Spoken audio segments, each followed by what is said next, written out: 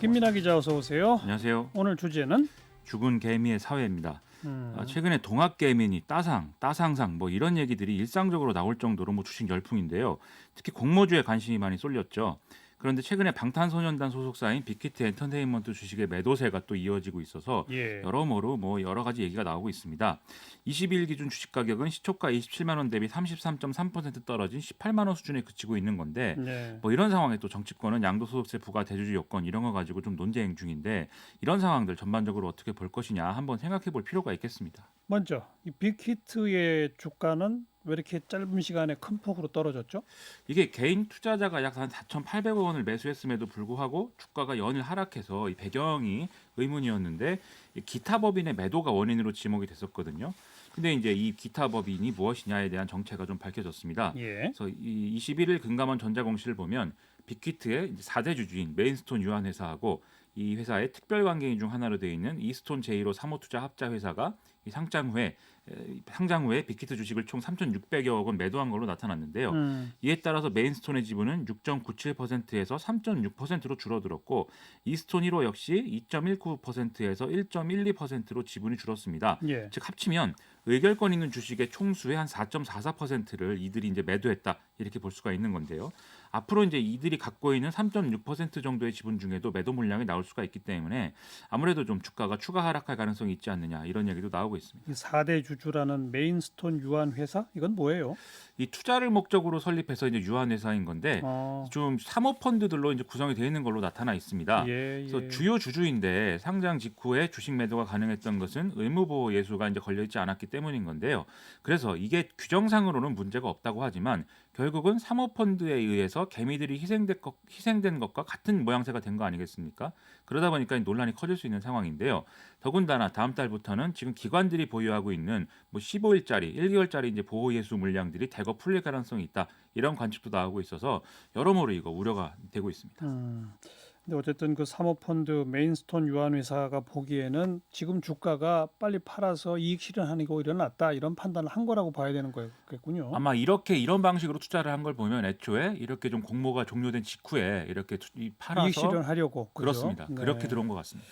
개미 투자자들이 공모주에 이렇게 많이 몰리는 이유가 뭘까요? 지난번에 이제 SK 바이오팜 뭐 이런 사례 이후에 낙관론이 계속 강력하게 형성되고 있는 건데요.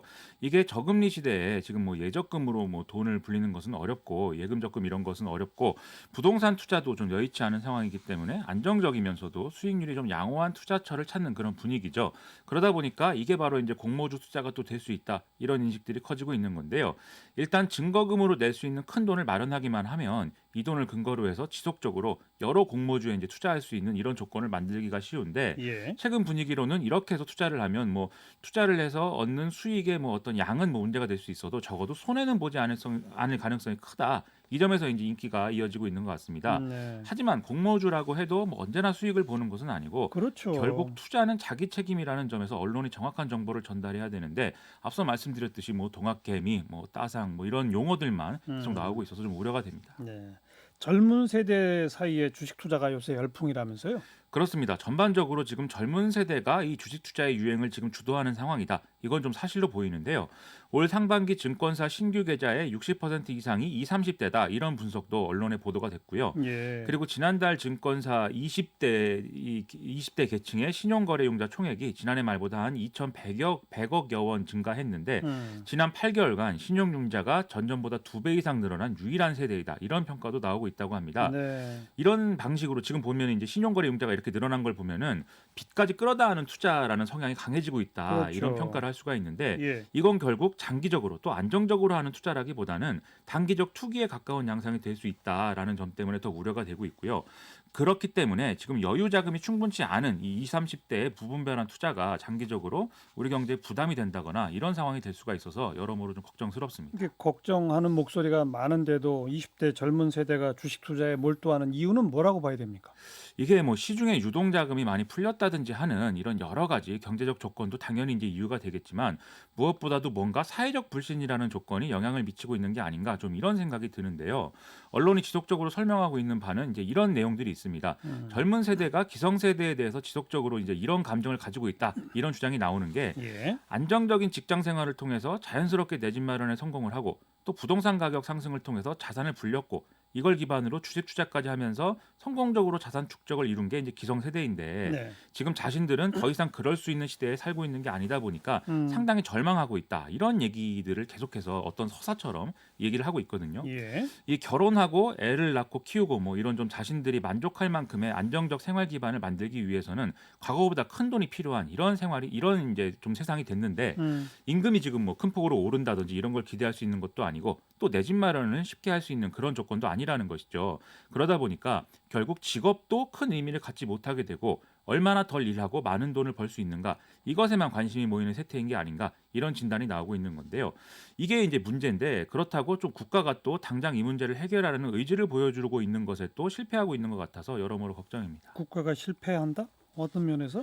이게 이 자산 축적을 원하는 젊은 세대를 위해서 뭐 과거처럼 돈 꺼서 집 사라는 식의 부동산 부양에 나설 수도 없는 것이고 또 이제 그 이 정권 초에서 벌어졌던 현상처럼 가상화폐라는 뭐 식의 어떤 투기판 이런 것을 만들어주는데 조력할 수도 없는 것이다 보니까 그나마 남는 게 이 젊은 세대가 소액을 활용해서라도 좀 자산 축적에 나설 수 있는 주식을 비롯한 금융시장만 지금 남아있는 상황이라는 건데요. 예. 그러다 보니까 좀 국가가 투자의 위험성을 경고한다든지 이런 것보다는 주식시장을 떠받치기 위한 노력만 하고 있는 거 아니냐 뭐 이런 평가가 나오고 있다는 것이죠. 네, 네. 그래서 오늘도 기재부 국감에서 이제 홍남기 경제부총리하고 여당을 포함한 이 기재위 소속 의원들 사이에 뭐 설전이 오가는 이런 모습이었는데요. 어떤 내용으로요? 이게 뭐 전에도 말씀드렸는데 지금 기재부는 2021년 4월부터 특정 종목당 투자액이 3억 원을 넘는 경우 대주주로 간주해서 주식 양도차익의 22에서 33%의 양도세를 부과하는 방안 이걸 이제 유지하겠다는 입장이 아니겠습니까? 예. 이 가족 합산 대목만 시장 여건을 감안해서 개인별로 전환할 거라고 얘기를 하고 있는데 이 경우 그러면 사실상 대주주 기준은 6억에서 7억으로 완화되는 효과가 있다. 이런 설명도 지금 기재부는 하고 있는 상황입니다. 예. 그만큼 여당을 포함해서 이 국회 정치권에 좀 이 기준을 완화하라는 압력이 크다는 건데요. 그러니까 내년에 선거도 있고 해서 이런 좀 주식시장을 관리하고 싶은 이런 어떤 의도는 이 정치권의 의도는 이해가 되지만 그럼에도 정부 여당이 이 대목에 대해서는 좀 더 책임감 있는 메시지를 내놔야 그럼요. 되는 거 아닌가 이런 좀 생각입니다. 주식시장 주가 관리하고 떠받치는 거 그거 말고 진짜 그 건전하게 이런 또 자본이득은 과세가 대상이 된다는 원칙 이런 걸 또 세워야 되잖아요.